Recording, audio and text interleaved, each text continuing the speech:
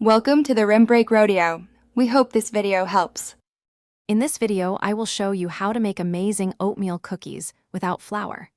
This guide will help you bake a batch of chewy, satisfying treats using simple pantry staples. We'll focus on ingredients like rolled oats, creamy nut butter, and a couple of eggs to achieve that perfect texture. Get ready to enjoy a healthier twist on a classic favorite that's surprisingly easy to prepare and incredibly tasty. First, let's get our dough ready. In a large mixing bowl, cream together 1 cup of your favorite nut butter, half a cup of brown sugar, and 1 large egg until smooth.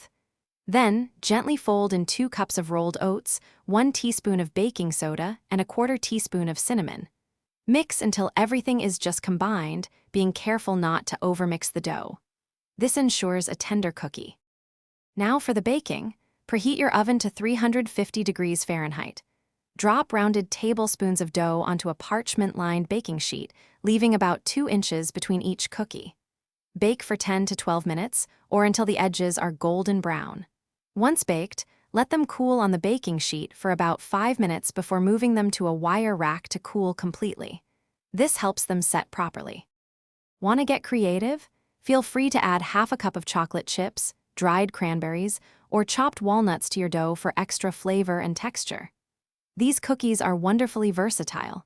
To keep them fresh, store your completely cooled oatmeal cookies in an airtight container at room temperature. They will stay delicious for up to 5 days, making them a perfect make-ahead treat for any occasion. Thanks for watching. Consider subscribing if we helped you.